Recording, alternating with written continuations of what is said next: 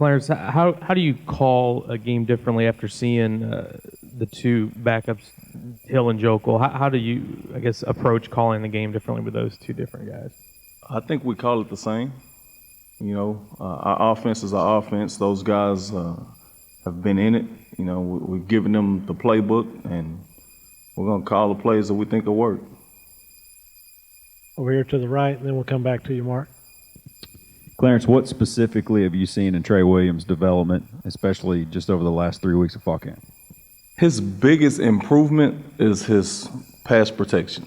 You know, that was one of the things that held him back on last year. When Trey has the ball in his hands, he's just as dynamic this year, if not more than what he was on last year. But his biggest improvement has definitely been his ability to pick up blitzes and protect our quarterback. Over here to the left, and then we'll go to the very back. Coach, you got a lot of talented young receivers that you got some this spring and some this fall. Any idea about how many may see some playing time here in the early going?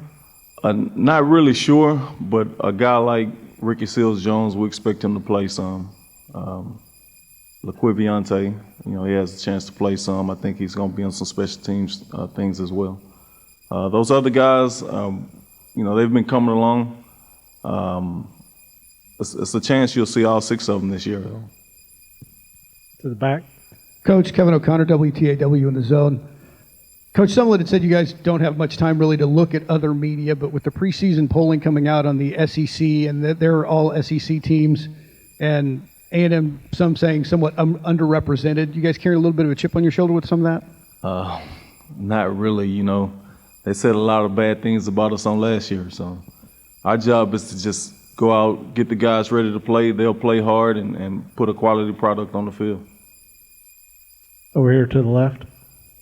I know you called plays in Cotton Bowl, but how now they're going into the first full season of doing this, kind of what's your mindset coming in?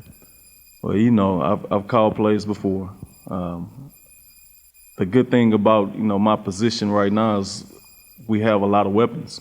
So, and those guys, you put them on the field and you give your weapons the ball. So I think it makes it easier to when you have those guys who can do things with the ball. So we'll find out here pretty quick. Other questions? Here we go to the far right. Coach David Sandup with Scout.com. Just wondering kind of what's your thoughts on the running back position, especially Brandon Williams, since he missed the first several weeks of fall camp, and kind of do you expect to see a lot from him on Saturday? I wouldn't expect to see a lot from Brandon on Saturday. I think those other 3 guys, they've been working extremely hard this fall camp, and Ben Molina, Trey Williams, and Trey Carson. I think they'll be able to handle it this weekend. Hopefully we can get Brandon back here pretty soon, though. Luke Simons, KXHD. We talked to Mike Matthews earlier. Can you talk about the dynamic of having the Matthews brothers there? One who's a veteran, your tackle, the other one who's the center, and in charge of that whole pace and just them working together. Let me just tell you, I am extremely happy to have Mike Matthews here because I do believe if he wasn't here, Jake Matthews wouldn't be here this year. So, yeah, we're happy about that. I always tease Jake and tell him he's the 4th best center in his family. So he'll be a guy who leads us, and we're definitely happy to have both of those guys as a part of this program. Other questions? All right, down here, Suzanne to the right. How many wide receivers do you think you'll use in a normal rotation, and who might they be? I mean, you have the depth chart. I'm not sure of all the guys, but we usually we have an 8-man rotation since we play, 4 wides. Each guy has a backup, and we try to play a lot of plays. We want to average, anywhere from 90 to 100 plays if we can, and you can't expect one guy to be at his best for 90 straight plays. So yeah, we expect all of those guys to play at least 8.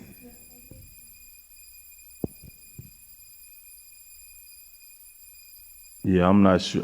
I hadn't seen the depth chart that you guys have, so I don't know what it looks like. That's from Coach Sumlin. So that's over here to the left.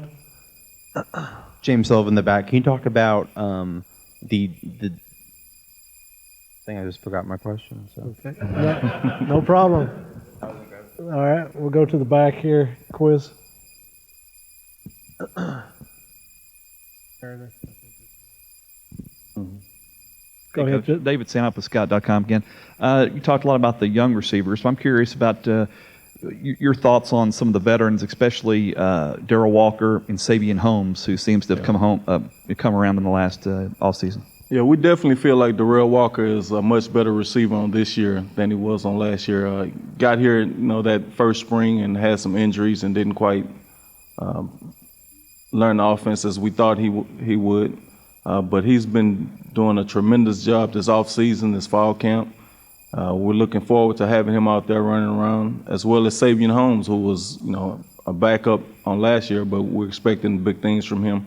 He has to step in a position that's vacated by Clarence McKinney, and we're expecting some good things from Savion. He's had a pretty good camp. The other two guys, Malcolm Kennedy, played some big plays, had some big catches for us on last year. We feel like he's made great strides and become one of the leaders of that group. And Mike Evans, you guys know what he did on last year, but we feel like he's a better receiver this year than what he was on last year. We'll go back to the back middle. John Wilson with KBTX. What are the challenges you've seen from the Rice defense that they may throw at you this Saturday? They play hard. One of the biggest things you see when you turn the film on is every kid on that defense is running to the ball. They're playing hard. They're giving everything that they have. And for us, we want to be able to match that intensity.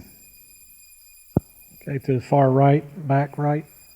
Mike McCoy, KRHD. Can you describe the personalities between Mike Matthews and Jake Matthews and how that differs? I mean, Ben Molina was saying earlier how Mike is the wild one. Would you describe that as well? Well, they are with them a lot more than I am, off the field. But when we're, in the huddle on the sideline, kidding around, Mikey is definitely the clown of the group. Jake's quiet, he's laid back, he doesn't say a whole lot. But Mike can get him to say some things, but he's definitely the comedian of the group. We'll go to the back, Luke, and then down front to Brent. You talked about those young wide receivers, but the fact that they're playing a veteran team on the other side, how much you expect them to learn and how quickly they do need to learn it in this type of game. Well, we brought them in here to play, and they have to learn how to play at this level. We expect them, they're not going to be what we want them to be right now. But eventually, with experience, with some playing time, those guys can get to where we feel like they need to be.